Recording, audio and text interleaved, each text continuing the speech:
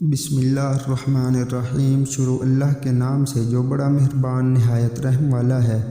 السلام علیکم محترم ناظرین، میں ہوں عبداللہ اور آپ دیکھ رہے ہیں تاریخ اسلام چینل۔ ناظرین محترم، ایک مرتبہ ہارون الرشید مکہ مکرمہ میں آیا تو عوام کو طواف کرنے سے روک دیا تاکہ وہ خود تنہا طواف کر سکے، اور جب وہ طواف کرنے لگا تو جھٹ ایک عربی نے سکت کر کے اس کے ساتھ طواف کرنا شروع کر دیا۔ ہارون الرشید کو یہ بات ناگوار گزری اور اپنے حاجب کی طرف دیکھا۔ حاجب نے اپنے بادشاہ کی مرضی پا کر عربی سے کہا، میاں یہاں سے ہٹ جاؤ تاکہ امیر المومنین طواف کر سکیں۔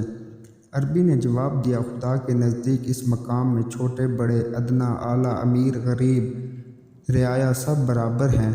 یہاں کون چھوٹا اور کون بڑا ہے؟ جاؤ، میں نہیں ہٹتا۔ ہارون الرشید نے اس کی یہ گفتگو سنی تو حاجب سے کہا، اسے رہنے دو۔ اس کے بعد ہارون الرشید حجرہ اسود کو چومنے کے لیے آگے بڑھا، سبقت کر کے حجرہ اسود کو پہلے چوم لیا۔ ہارون الرشید جب مقام ابراہیم میں نماز پڑھنے کو بڑھا تو عربی نے سبقت کر کے وہاں پہلے نماز پڑھنی شروع کر دی۔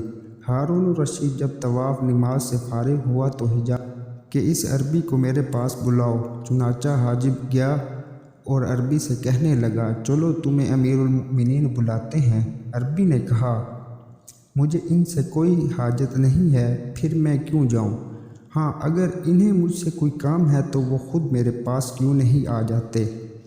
حاجب یہ سن کر غصے میں آیا اور واپس چلا گیا اور اس کا جواب ہارون الرشید کو سنا دیا۔ ہارون الرشید نے سن کر کہا، بے شک وہ ٹھیک پاس چلنا چاہیے۔ چنانچہ ہارون الرشید خود اس عربی کے پاس پہنچے اور اس کے سامنے کھڑے ہو کر السلام علیکم کہا، جس کا جواب وعلیکم السلام کہہ کر عربی نے دیا۔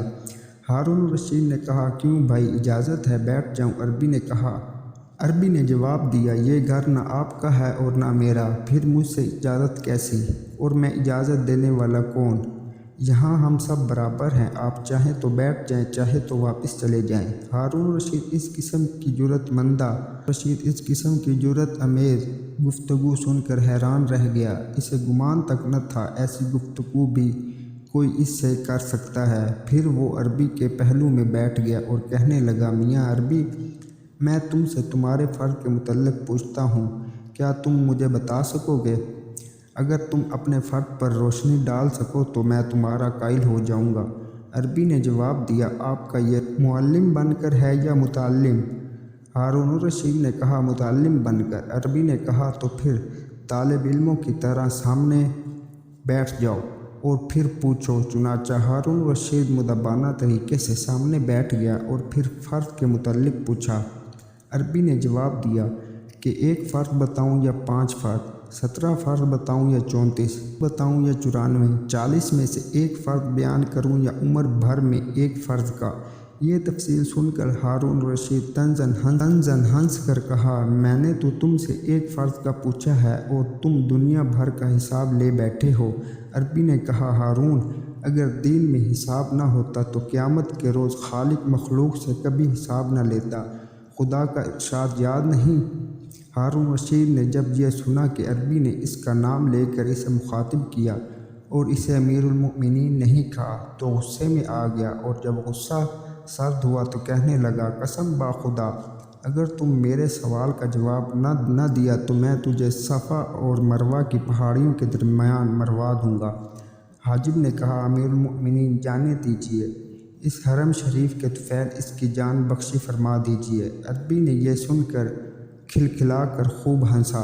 ہارون الرشید اور بھی زیادہ حیران ہوا اور پوچھا، اس قدر ہنسے کیوں؟ عربی نے جواب دیا، تم دونوں کی حیرت انگیز گفتگو سن کر کہ تم دونوں میں سے ایسی موت لے آنے کا مدعی ہے جو آئی نہیں، اور دوسرا ایسی موت کو ہٹا رہے ہیں جو آ چکی، بھلا ایسی نامعقول باتیں دنا تسلیم کر سکتا ہے؟ ہارون الرشید یہ سن کر بے حد نادام ہوا اور منت سے کہنے لگا، بھائی، اب تو مجھے تمہارے جواب کا بے حد شوق ہے، برائے خدا میرے سوال کا جواب ضرور دو۔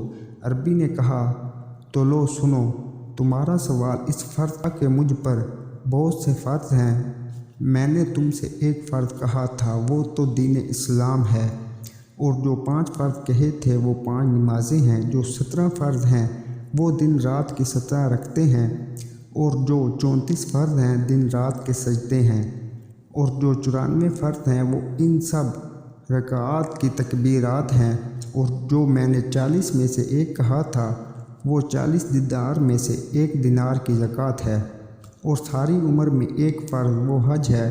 ہارون الرشید عربی کے حسن بیاں اور تشریح مسائل کو سن کر بے حد مسرور ہوا، اور اس کے دل میں بے حد قدر پیدا ہو گئی۔ اس کے بعد عربی نے کہا، آپ کے سوال کا جواب تو میں نے دے دیا، اب میرے بھی سوال کا جواب کیا آپ دیں گے؟ ہارون الرشید نے کہا، ہاں پوچھیے۔ عربی نے کہا، کیا فرماتے ہیں امیر المؤمنین اس شخص کے لیے جس نے صبح ایک عورت کو دیکھا تو وہ عورت اس پر حرام تھی، ظہر کا وقت ہوا تو وہ حلال ہو گئی، عشاء کا وقت آیا تو پھر حرام ہو گئی، صبح ہوئی تو حلال ہو گئی، اس کے بعد پھر ظہر کا وقت آیا تو حرام ہو گئی، عصر کا وقت آیا تو پھر حلال ہو گئی، مغرب کا وقت ہوا تو حرام ہو گئی، عشاء کا وقت آیا تو پھر حلال ہو گئی۔ ہارون الرشید یہ سن کر کہنے لگا کہ تم نے مجھے ایک ایسے دریا میں ڈال دیا ہے جس سے تمہارے سوا دوسرا کوئی نہ نکال سکے، تم خود ہی اس کا جواب دو۔